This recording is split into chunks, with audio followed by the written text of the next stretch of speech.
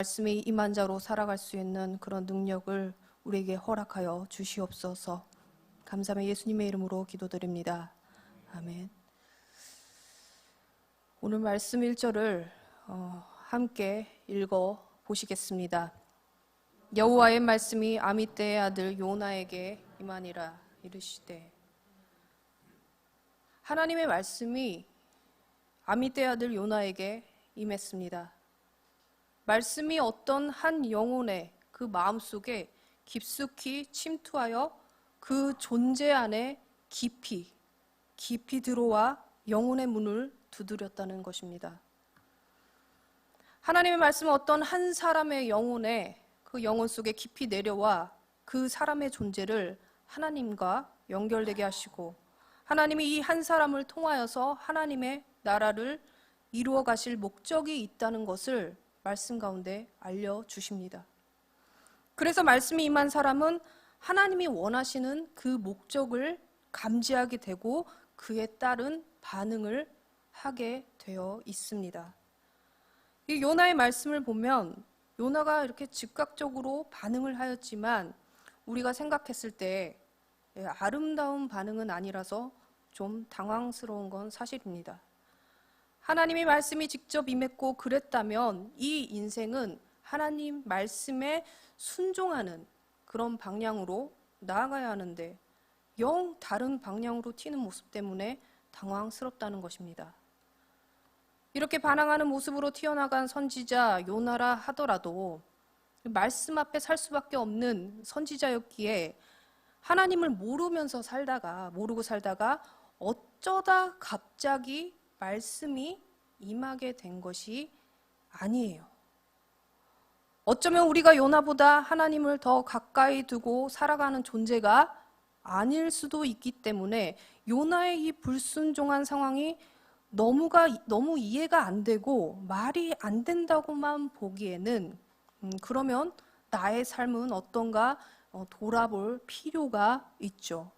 말씀을 계속 다루어야 하는 요나도 불순종하면서 튀어나가는 일이 생길 수도 있는데 우리는 요나만큼이라도 말씀이 임하는 자리에 있는지 스스로에게 질문을 해 보아야 합니다. 그래서 우리도 하나님의 말씀이 계속 선포되어지는 예배자리 간과하고서 말씀이 내 귀에 이렇게 들려지길 바란다? 이건 굉장히 큰 오산입니다. 수많은 예배 속에서도 말씀이 귀에 잠시 머물다가 그냥 바람처럼 스쳐 지나가는 그런 말로 남을 때가 얼마나 많습니까? 저도 일주일에 말씀을 무지하게 많이 접하려고 노력합니다. 말씀 보는 건 한 주에 거의 100장 정도 보는 것 같습니다. 아침에는 극동방송의 말씀을 듣고 저녁에는 남편과 함께 다른 목사님들 설교 말씀 또 열심히 들어보곤 하지만 모든 말씀이 다 내 마음속에 임하지는 않더라고요. 너무 좋은 말씀이었다 라고 말하는 말씀조차 어떤 때에는 세상에서 유명한 그 강연, 좋은 말을 들은 것처럼 설교 말씀을 듣고 힐링하고 지나가게 된 날들도 많았다는 것입니다. 말씀이 내 마음속에 제대로 임해야 하는 것인데 귀에 그냥 스쳐 지나간 것이죠. 그래도 제가 포기하지 않고 꾸준하게 해보는 것은 어찌하던 어떻게 하던 하나님 말씀이 들려지는 곳에 그리고 하나님 만날 수 있는 소통의 창구, 예배, 말씀, 기도 거기에 나 자신을 노출시켜야 말씀이 내 마음속에 온전하게 임할 기회가 더 많이 생기기 때문이에요. 감을 먹겠다고 감나무 밑에서 입만 벌리고 몇 시간이고 며칠이고 있을 일이 아니고 감나무 흔들어라도 보는 우리의 간절함이 필요한 때입니다. 말씀이 임하고 안 임하고는 이런 상황이 있고 난 이후에나 얘기할 수 있는 문제예요. 그러다 어느 날 말씀이 나의 심령 속에 깊이 임하시는 날이 오면 반드시 어떤 반응을 하며 나아가게 됩니다. 말씀은 반드시 무브먼트가 일어나요. 움직임을 수반한다는 얘기예요. 그래서 말씀이 임한 자리에서 나는 아무 미동을 하지도 않고 그냥 있을 수가 없습니다. 가만히 정체되어 있는 법은 없는 거예요. 순종하는 자리로 나아가느냐, 아니면 듣고 불순종하는 자리로 나아가느냐, 그 두 가지 문제만 있게 되는 것이죠. 우리가 기대하는 바는 말씀이 임할 때 즉각적인 하나님이 원하시는 순종을 이루어 가길 바랄 뿐입니다. 하지만 요나뿐만이 아니라 우리에게도 너무나 쉬운 일은 아니라는 거예요. 제가 하필 그 온누리교회 그 뜨겁다는 화요 성령 집회에서 은혜를 받아가지고 그때부터 지금까지 근 10년을 특별한 일 없으면 꾸준히 나아가고 있는데, 저번에 바코드 없으면 못 들어간다는 사실을 모르고 갔다가 쫓겨나다시피 했다고 말씀을 드렸었는데요. 맘상해가지고 앞으로 다시는 안 갈까 보다 했는데, 금세 또 제가 회원 가입하고 바코드 생성해서 어느새 가서 앉아있고 또 가서 앉아 있게 됩니다. 요새는 인원수 제약이 있다 보니까 이 주일 오늘 저녁에서 월요일 넘어가는 0시에 사전 예약을 하지 않으면 예배를 갈 수가 없습니다. 0시에 정확히 예매 사이트가 오픈이 되고 10분 안에, 제가 봤거든요, 정확히 8분 안에 전자석이 다 매진되는 사태가 일어나는 것을 보고, 이 시대에도 얼마나 예배드리기를 소망하는 청년들이 많은가. 세상과 한몸 되어 살기로 작정한 듯한 겉모습만 기독교인인 청년들이 많은 이 시대에 그래도 그 예배 자리 가겠다고 눈 부릅뜨고 있다가 예약을 하는 그 청년들이 많은 것을 보니 한국교회에 아직 희망이 있다, 그걸 느끼게 됩니다. 그런데 문제는 무엇이냐면, 그렇게 그 자신이 갈급해서 새벽에 예매하는 그 열정을 불사하고라도 그 예배 현장에 나왔다면 얼마나 사모하는 심령입니까? 그런 갈급한 심령들만 모인 자리라 은혜만 넘칠 것도 같지만 저번 주에는 참 기이한 일을 목격하게 되었습니다. 진짜 복음이 선포되는 그 현장에서 극명하게 두 부류로 홍해가 갈라지듯이 선명하게 갈라지는 모습이었다는 겁니다. 제가 느끼기에도 그 예배 시작부터 뭔가 기류가 좀 다르다 감지를 했지만, 그게 무슨 현상인지는 후에 알게 된 거예요.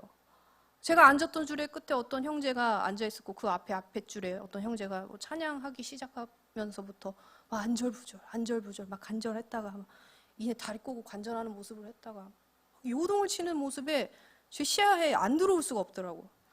하도 정신없이 왔다 갔다 하니까.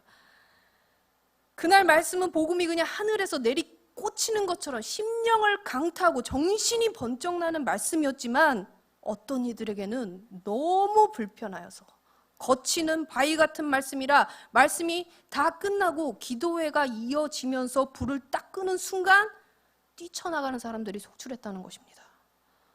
복음이 너무 분명하고 선명하여서 그 현장에 어설프게 앉아있다가는 견딜 수가 없는 불편함, 무거움이 그들에게 안겨졌고, 또 다른 한 부류에게는 생수를 가슴에다가 부어 넣는 듯한 그 시원한 말씀이 쏟아졌던 것입니다. 누군가에게는 너무 은혜가 되었던 현장, 또 누군가에게는 내 자아가 건드려져서 너무나 불편한 현장. 말씀이 임한다는 것은 이 두 가지 반응으로 갈리게 되었습니다. 무브먼트는 일어났습니다. 튕겨져서 도망가거나 그 자리에서 은혜를 받아 더 깊은 자리로 들어가던가. 예수님이 말씀을 선포하실 때 받는 자와 예수님을 죽이려고 달려드는 부류로 갈렸다는 것을 보면 알 수 있습니다. 지금 시대도 동일합니다. 말씀을 받는 자에게 반드시 움직임이 일어나는데, 말씀은 그 받은 상태에서 멈추어져 있지 않고 고여 있지 않고 그 말씀이 나를 움직여서 어떤 일들을 이루어 가게 됩니다. 요나도 말씀이 임하니까 바로 움직임이 일어납니다. 3절 상반절만 읽어보시겠습니다.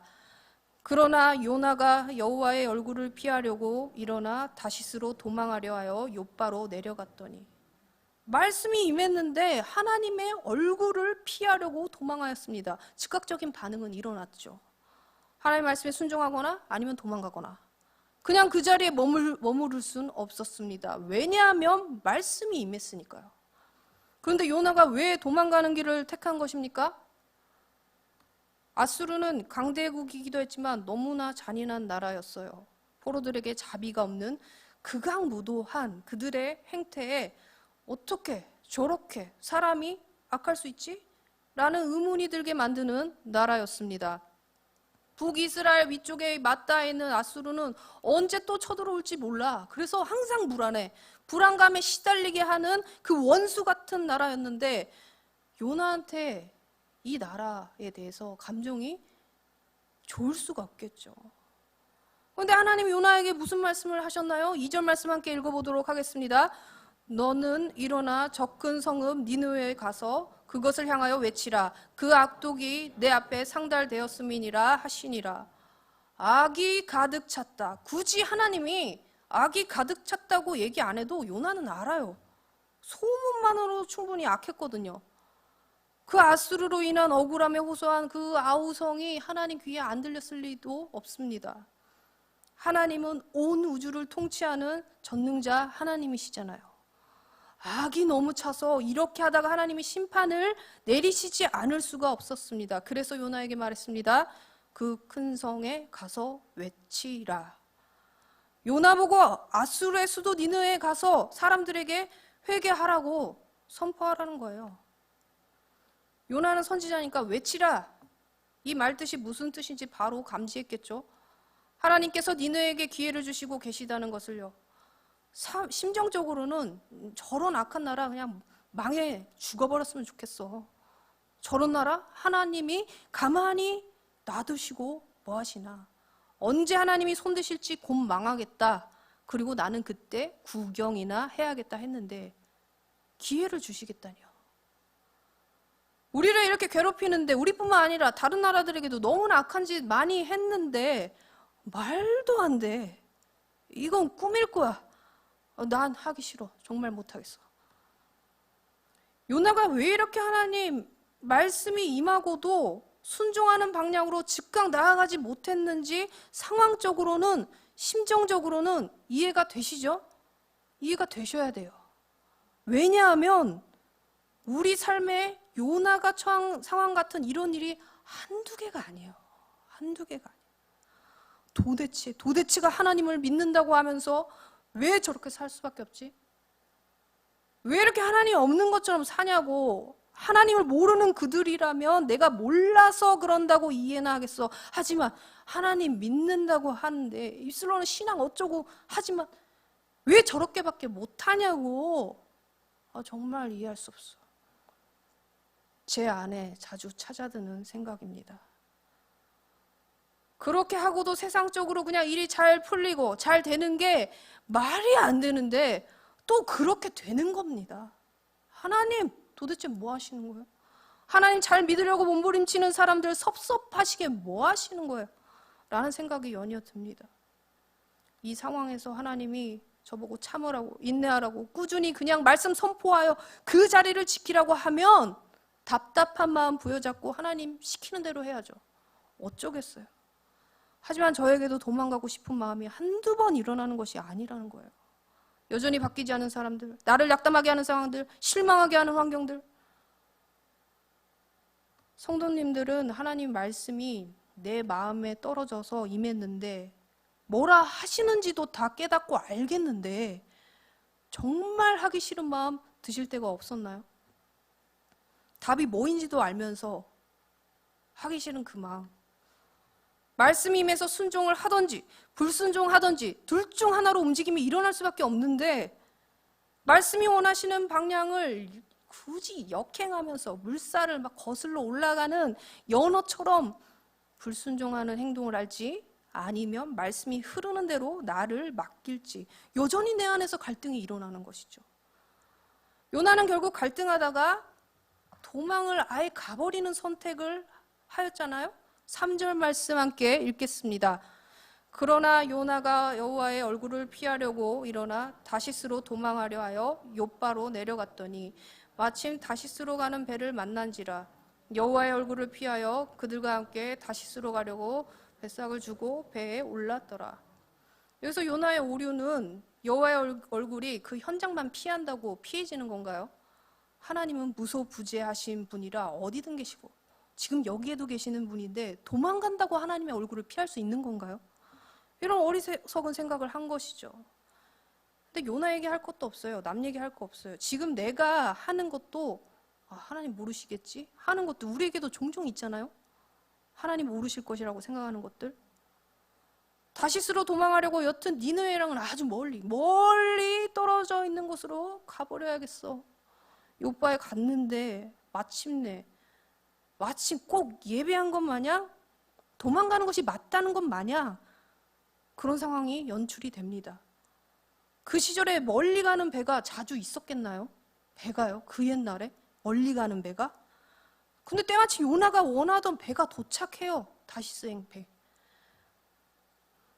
나에게 말씀이 임했습니다.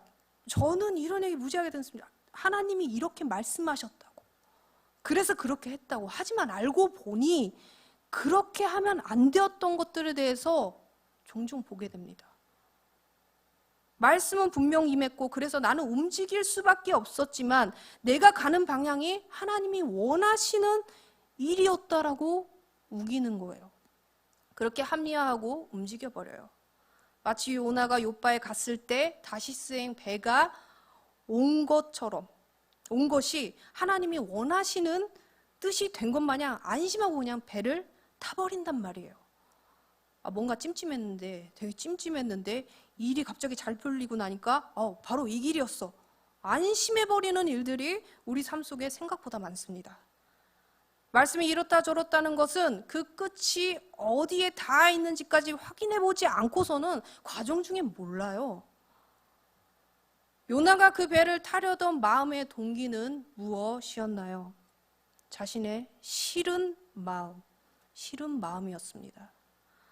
하나님은 니느웨 성에 있는 사람들도 사랑하셔서 그 악에서 돌이키고 회개하여서 그 구원하시기를 원하는 마음이었는데 요나는 그 영혼들보다도 그냥 자신 안에 싫은 마음만 들여다보는 것이었어요. 그 마음이 점점 커지고 증폭되다 보니까 다시스행 배 타는 것이 맞는 것 같았어요.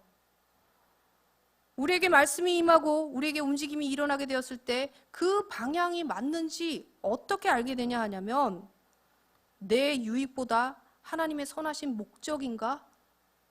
입니다. 하나님의 선하신 목적이 사실은 나에게 이득될 거 하나도 없는 상황이 많아요. 솔직히 나에게 뭐라도 떨어져야 움직일 맛이 나지. 그런데 하나님의 일은 생각보다 나의 유익은 고사하고 내가 손해 나야 하는 자리도 엄청 많다는 거예요. 내가 더 수고를 하여야 하고 내가 더 이해를 해야 하고 내 자존심 자아를 다 꺾어야 하고 내 하고 싶은 대로 다 하지 못하는 자리로 나아갈 때가 엄청 많다는 거예요. 세상 말로도 나 하고 싶은 대로만 어떻게 하고 사나? 이런 말들도 있는데 하나님의 말씀이 임한 하나님의 사람에게는 나보다 하나님이 원하시는 목적대로 움직여야 할 수밖에 없고 그것은 나 하고 싶은 대로 하는 자리는 분명히 아닐 것입니다. 제가 사역을 시작하기 전에도 사역이라는 것이 분명히 나 하고 싶은 대로 할 수 없는 자리라는 거 알고 시작했습니다. 알고 시작한 자리지만 생각보다도 더 나 하고 싶은 대로 할 수 없는 자리라는 걸 시간이 지날수록 더 절감해요. 사역자뿐만이 아니라 예수 믿는 하나님의 자녀들에게는 반드시 그런 삶이 뒤따라오게 되어 있습니다. 십자가가 누가 낭만이라고 했던가요? 예수님은 절대 낭만으로 십자가를 지시지 않았습니다. 할 수만 있다면 이 잔을 내게서 돌려달라는 절규까지 할 정도로 십자가는 무거웠습니다. 단순히 십자가의 무게도 무거웠겠지만 그 십자가에 담긴 의미, 예수님이 짊어진 온 인류에 대한 그 영혼의 무게, 그것은 하나님의 아들이지만 육체를 입고 오신 예수님에게는 너무나 쉬운 일은 아니었어요. 타락한 인간 대신 죄가 없으시고 흠이 없으신 하나님이 인간 몸을 입어야만 인간의 죄를 도말할 수 있다는 것이 신에게는 얼마나 가혹한 일입니까? 중고등부에서 예를 드는 얘기지만 개미의 구원을 위해서 내가 인간인데 개미가 되어야 해. 그게 인간이 할 짓이야? 내가 왜 개미가 되어야 하는데 사람이 개미가 되어서 개미를 구원한다는 일 자체가 말이 안 되지 않습니까? 상식적으로 그런데 신이 인간을 대신해서 죽는다는 것 자체가 개미 예를 드는 것보다도 더 말이 안 되는 일이라는 거예요. 하나님 말씀이 임하면 하나님이 원하시는 목적대로 결국에는 가게 되어 있습니다.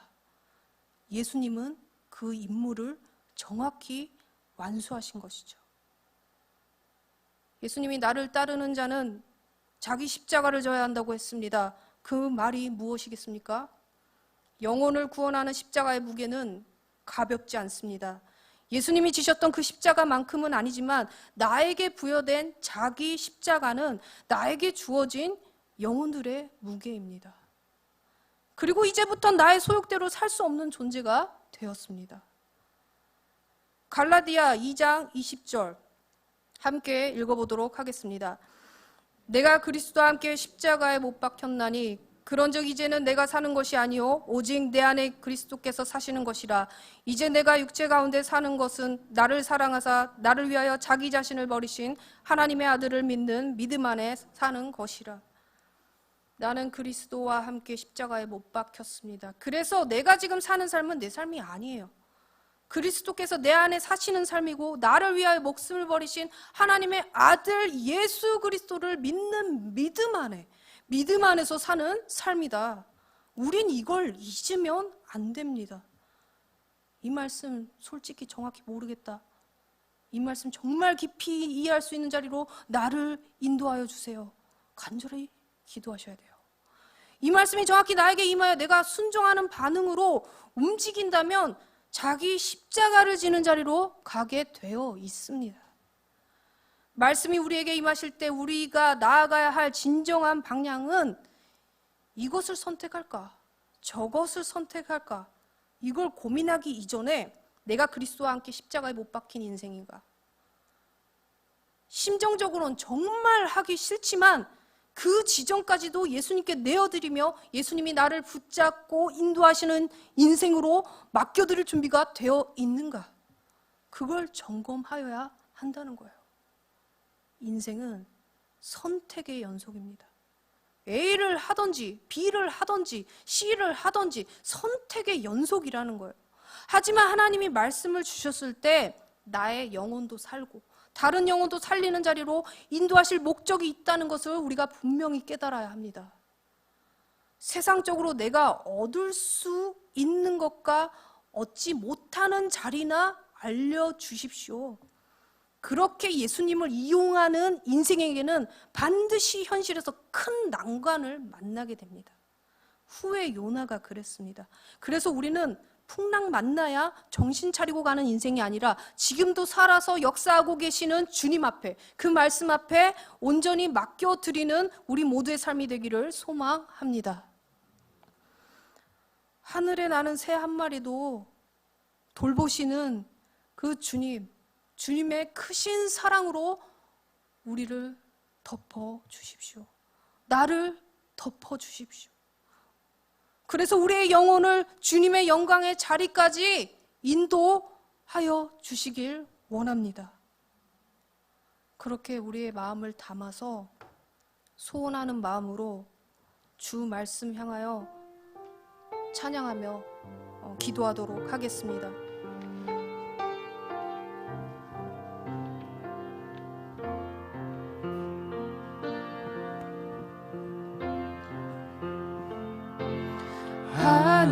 하늘에 나는 새도 주 손길 돌보시네.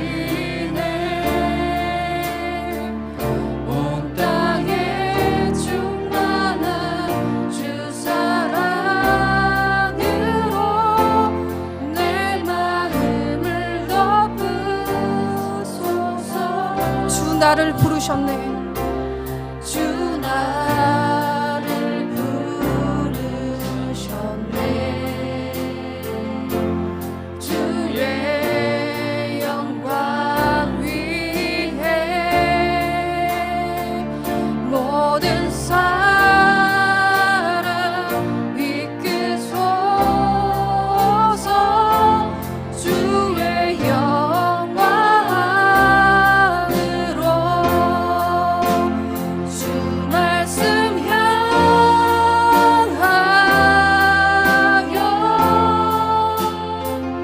달려가리라.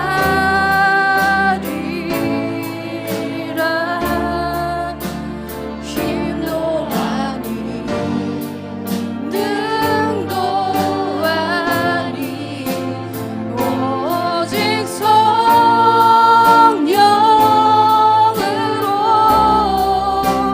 주 얼굴 향하여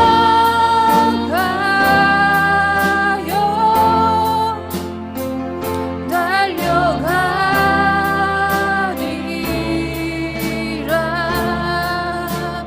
오 주의 영광 안에 살게.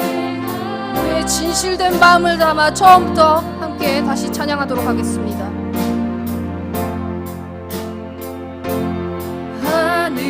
하늘에 나는 새도 주 손길 돌보시네. 온 땅에 충만한 주 사랑으로 내 마음을 덮으소서. 주님께서 나를 부르셨습니다. 나를 부르셨네. 주의 영광 위해 모든 사람 이끄소서. 주의 영광으로 주 말씀 향하여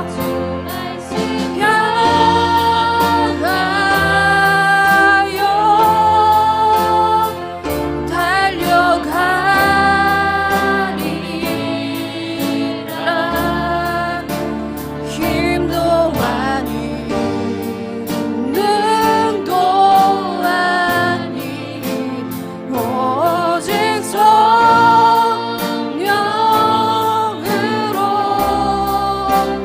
주 얼굴 향하여 달려가리라.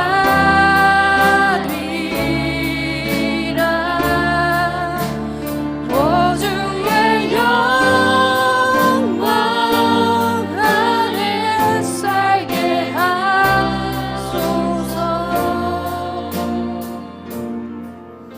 첫 번째로 기도할 기도 제목은 우리에게 말씀이 온전히 임할 수 있도록 말씀 앞에 가까이 하는 삶을 살길 원합니다. 말씀을 등한시하고 하나님의 은혜의 통로를 값어치 없이 여겼던 내 안에 불손한 마음들, 순종하지 못한 마음들이 있다면 회개하시고 다시 날마다 말씀을 가까이 하는 삶을 통하여 주님의 말씀이 온전히 내 심령에 내려와 나란 존재와 함께 역사하실 수 있도록 간구하시길 바랍니다. 두 번째로 기도할 기도 제목은 말씀이 임했을 때 순종하는 자리로 나아갈 수 있는 내가 될 수 있도록 기도하시기 바랍니다. 말씀이 임하면 순종하거나 불순종하거나 어느 쪽으로 움직여지게 되어 있습니다. 내가 하기 싫은 자리라도 하나님이 원하시는 목적이 있으시다면 내가 손해보더라도 기꺼이 감내하는 마음을 주시옵소서. 세 번째로 기도할 기도 제목은 주님의 십자가의 사랑을 더 깊이 깨닫게 해 주시옵소서. 하나님의 한 영혼에 대한 사랑을 이해하지 못하고 도망가버렸던 요나처럼 나 또한 한 영혼을 향한 하나님의 사랑을 온전하게 깨닫고 있지 못한 것은 아닌지, 하나님의 십자가의 사랑으로 그 주권으로 한 영혼을 변화시키는 그 능력과 사랑을 깨닫게 해달라고 함께 기도하시고, 마지막으로 우리 교회와 나라를 위하여 함께 동성으로 기도하시겠습니다. 하나님 아버지, 우리에게 말씀이 온전한 말씀이 임할 수 있도록 우리가 말씀을 가까이 하는 삶을 살길 원합니다. 우리 삶 속에서 말씀을 등한시하고 말씀에 불순종하였던 나의 어리석은 모습들 주님 앞에 회개합니다. 말씀이 원하시는 그 목적대로 살아야 되는데 내가 원하는 목적대로 살아왔던 세월들을 주님 앞에 올려드립니다. 아버지, 주의 말씀을 가까이 하며 살아갈 수 있는 나의 모든 삶이 될 수 있도록 주님이 인도하여 주시고 그 말씀에 따라 아버지 살아갈 수 있는 능력은 오직 주의 성령님께서 아버지 나를 붙들고 하나님이 원하시는 그 목적 가운데 나의 삶을 인도하여 주시는 길밖에 없습니다. 우리가 주님 앞에 나를 모두 내어드리며 온전히 주께 맡기는 삶을 살아갈 수 있도록 말씀 앞에 꾸준히 말씀 앞에 나아가는 삶을 놓치지 않고 주님 앞에 사는 삶을 주님께서 붙잡아 주시옵소서. 말씀이 임할 때, 말씀이 온전한 말씀이 내게 임할 때 아버지 앞에 순종하는 그 마음을 허락하여 주시옵소서. 순종하며 나아갈 수 있는 내가 될 수 있도록 아버지 허락하여 주시옵소서.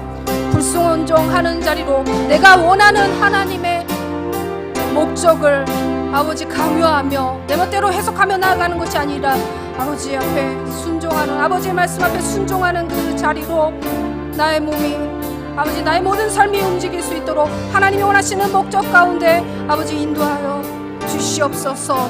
그 자리가 내가 손해보는 자리더라도 아버지 감내하며 아버지 나아갈 수 있도록 주님 나를 붙잡아 주시옵소서. 십자가의 사랑, 아버지 십자가의 사랑을 더 깨닫지 못하며 주님이 원하시는 목적에 따라 살아갈 수 없음을 고백합니다. 주님의 사랑을 몰라서 아버지 연약한 모습으로 살아가는 아버지 나의 모습을 용서하여 주시고 아버지 주님이 원하시는 한 영혼에 대한 아버지 그 사랑의 마음을 온전하게 이해할 수 있도록 그 십자가로 더 깊이 들어갈 수 있는 아버지 우리의 삶이 될 수 있도록 주님 나를 붙들어 주시옵소서. 주님의 사랑을 온전히 더 깨닫길 원합니다. 주님의 크신 놀라운 사랑을 아버지 말씀마다 예배마다 기도마다 부어주시는 그 은혜가 우리 삶에 놀랍게 펼쳐질 수 있도록 주님 우리를 붙들어 주시옵소서.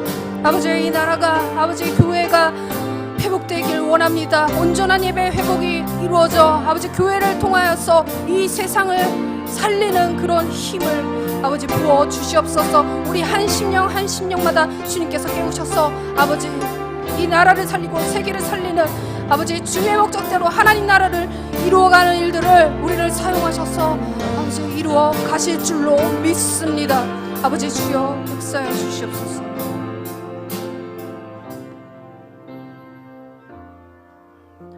하나님 아버지 말씀이 임했습니다.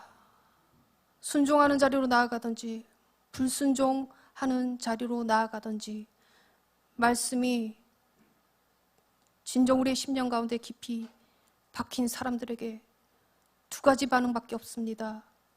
주님, 우리의 연약함을 도우시고 주님의 말씀에 하나님 목적에 순종하는 방향으로 나아갈 수 있는 우리가 될 수 있도록 주님 도와주시옵소서. 날마다 말씀을 가까이 하는 삶 놓치지 않게 하여 주시고 주님의 그 복의 통로인 이 예배 자리, 말씀을 가까이 하는 자리, 기도하는 자리 우리가 놓치지 않고 붙들고 주님을 의탁하며 나아갈 수 있는 우리의 겸손한 마음을 허락하여 주시옵소서. 이 예배를 정말 주님께서 한 심령마다 그 온전한 마음을 받아주시고 갈급한 마음, 해결되지 않은 마음, 여러 가지 마음이 있을 줄로 압니다. 주님께서 그 마음을 붙들어서 주님 앞에 더 가까이 가는 자리로 역사하여 주시옵소서. 감사하며 예수님의 이름으로 기도드립니다. 주기도문 하심으로 예배를 마치도록